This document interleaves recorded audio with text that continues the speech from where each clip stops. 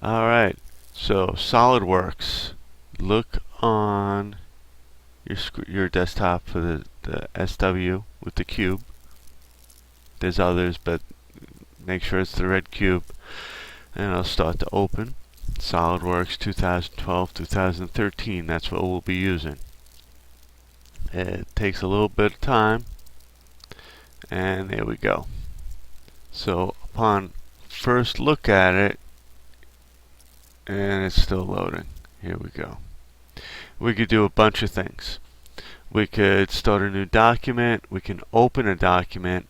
You could get a tutorial. You could look at, here's a tutorial right here. You get general information. I'm going to show you how to start a new document. So you could either do a part, an assembly of many parts, or a drawing of that part. But first you need to do a part. So I'm going to click OK, and we're going to make a part. 3D part. Here we go. So the first thing you want to do is click Extruded Base Boss, and it'll give you this 3D rendering of planes. It's kind of like three-dimensional graph paper. What you should do is click on front plane. See the orange rectangle? Click there. Boom, now you're in 2 dimensions, and you can draw something that you can then turn into 3 dimensions. I'm going to start with a rectangle. You can make many different types of rectangles. We're probably only going to do the corner rectangle. The easiest way to do it is to start right at the center of these 2 arrows, click, drag, and let go. Rectangle. Bam, that easy. Okay, but there's no size to it, so you gotta give it a certain size.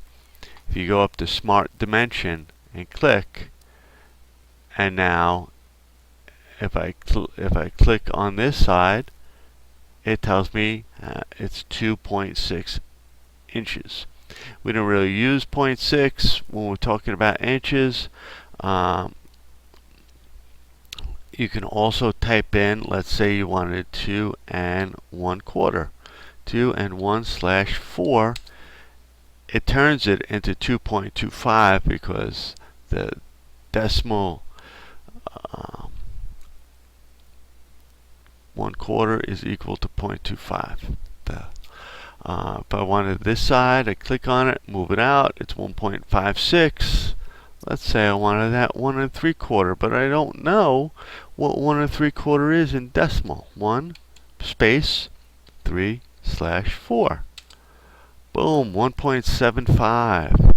And now I have a rectangle that's 2.25 by 1.75. But right now it's only in 2 dimensions.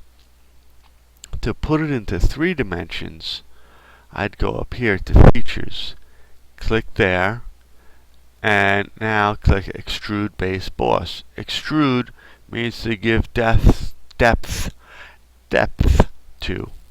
So I extrude, and it shows me what it says over here, 0.10 inches. It's very thin.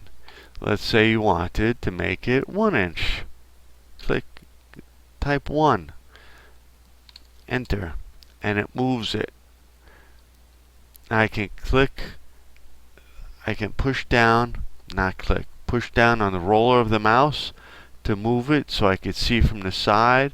And if I wanted to make an adjustment, I could come over to this arrow and it shows me a ruler and I can make an adjustment. But it's usually easier just to come over here and put that adjustment. Let's say 2 inches. Let's say I accidentally type in 20 inches. Now it's off the page. To get it back on the page, I should zoom to fit this first little magnifying glass, and it brings it all back in. Now I can see everything and fix it. I get back to 1.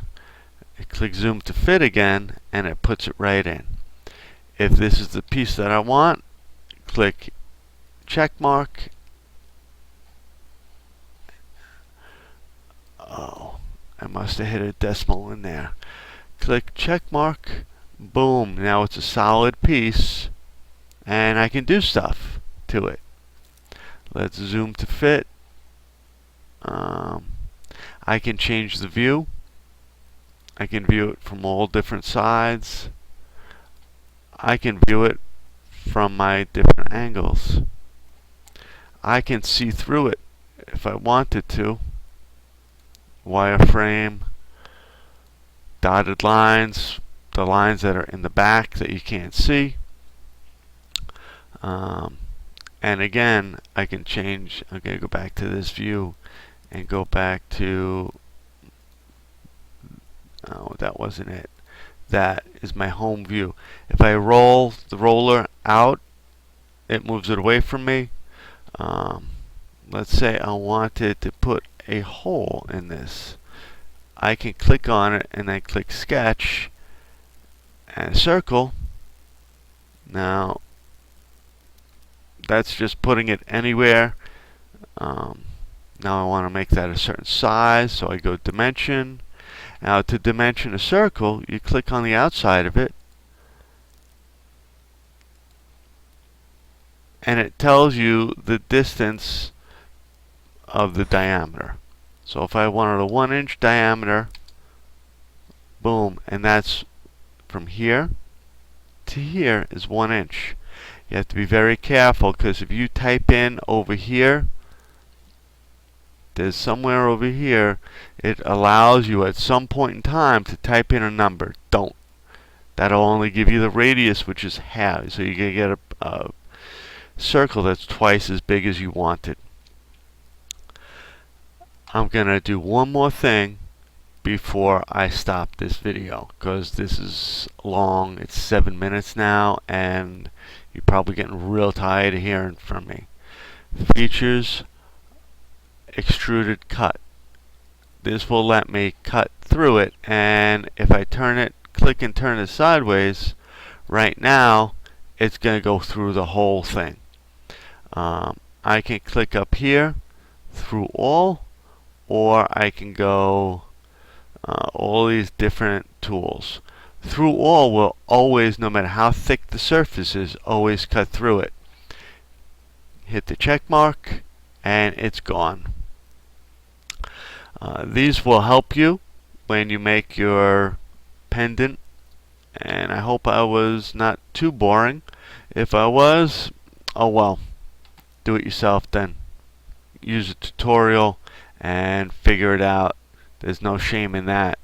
Work it out, but no quitting.